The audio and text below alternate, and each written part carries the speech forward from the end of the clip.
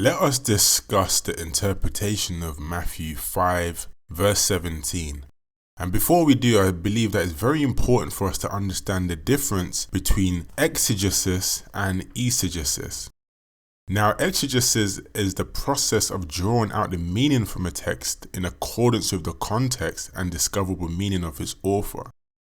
Eisegesis occurs when a reader imposes or injects his or her interpretation into and onto the text. Do not think that I came to destroy the law or the prophets. I did not come to destroy, but to fulfill. So in imposing or injecting our own interpretation into this text, it would sound like saying, oh, we still have to follow the law of Moses. This is what Jesus is saying.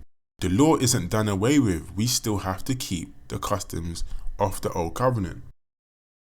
So what Jesus is saying here is that he's come to fulfill the prophecies that are written of him and his arrival in the law and in the prophets.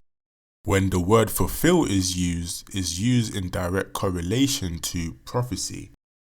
Prophecy is fulfilled.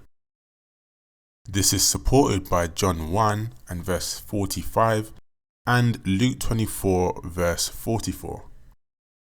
Verse 18 reads as follows, For assuredly I say to you, till heaven and earth pass away, one jot or one tittle will by no means pass from the law till all is fulfilled.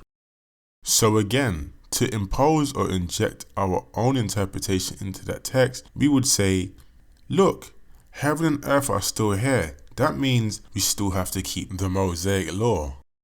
Now, by applying exegesis, we see the word fulfill is being used again.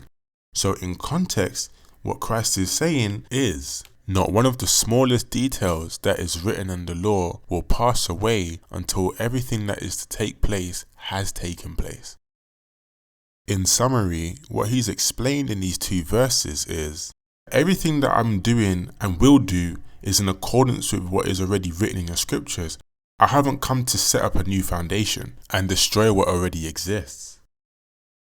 In verse 19 it reads, Whoever therefore breaks one of the least of these commandments and teaches men shall be called the least in the kingdom of heaven. But whoever does and teaches them, he shall be called great in the kingdom of heaven.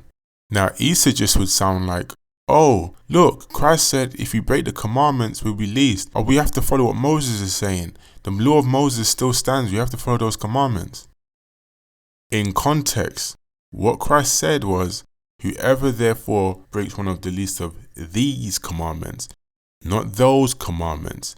These is possessive. He possesses the commandments that he's about to give, and they're throughout the rest of the chapter. And these commandments are concerning murder in the heart, adultery in the heart, divorce, forbidden oaths, retaliation, going the second mile, loving your enemies. So I hope that has done enough to clear up the confusion concerning this verse. For the longest time, the Judaizers have used this verse to point people back to the law of Moses instead of pointing them forward to the salvation that we have in Christ. And we are saved by his words. The words that he speaks to us are spirit and they are life.